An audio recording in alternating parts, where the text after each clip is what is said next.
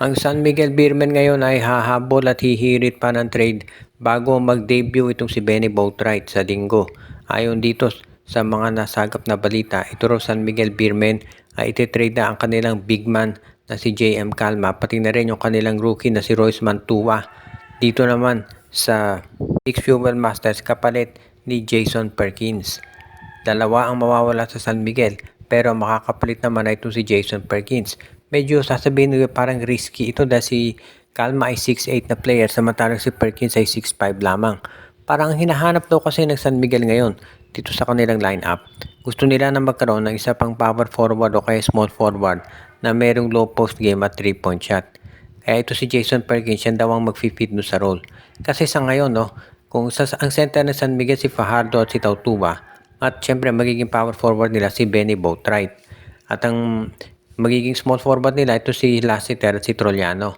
Ang problema pagdating ng Philippine Cup, ang nag-alternate kasi doon sa power forward nila si Brondial at ito si Andreas Cahilig.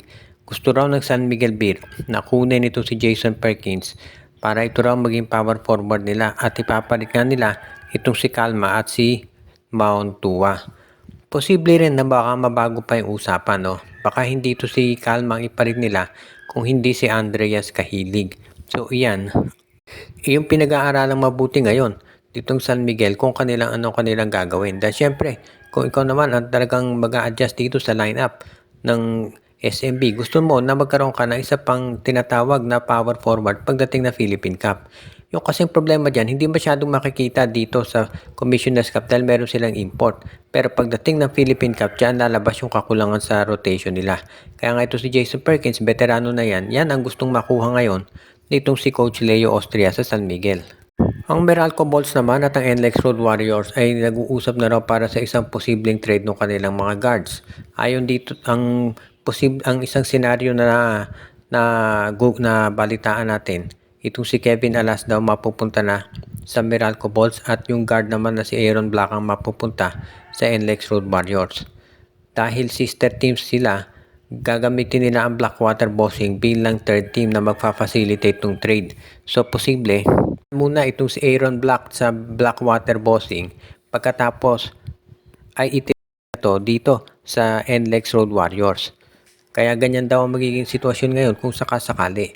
Sa tingin ko naman, ito si Kevin Alas maganda pa papakita niyan dito sa Meralco, magiging okay na kapartner yan ni Jason Brakeman. Samantala naman itong si Aaron Black, magiging scorer yan dito sa Meralco Bulls o rather sa NLEX Road Warriors kasama ni Robert Polick at ni Shawnee Winston. So yan, ang ganda ng magiging kombinasyon dito ng kanilang lineup.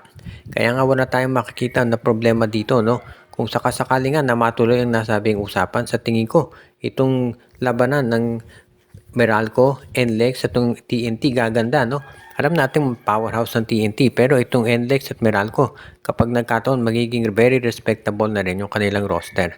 At parang yan ang hinahanap ngayon ng MVP group na babalansehin daw nila yung lineup nitong NLEX at nitong TNT tropa. Tignan na lang natin kung matutuloy nga to, Pero so far, maganda raw yung nakikita ngayon ng management na gagawin nila para masiguro na magiging mas okay itong tinatakbo ng kanilang lineup. At alam naman natin, hindi biro itong gagawing move ngayon, itong NLEX Road Warriors at itong Meralco Bulls na pareho ng determinado na magkaroon ng mas matinding kampyonato. Dahil itong NLEX nga hindi pa nakakaabot ng semifinals. So medyo matindi talaga yung pressure na nasa team ngayon.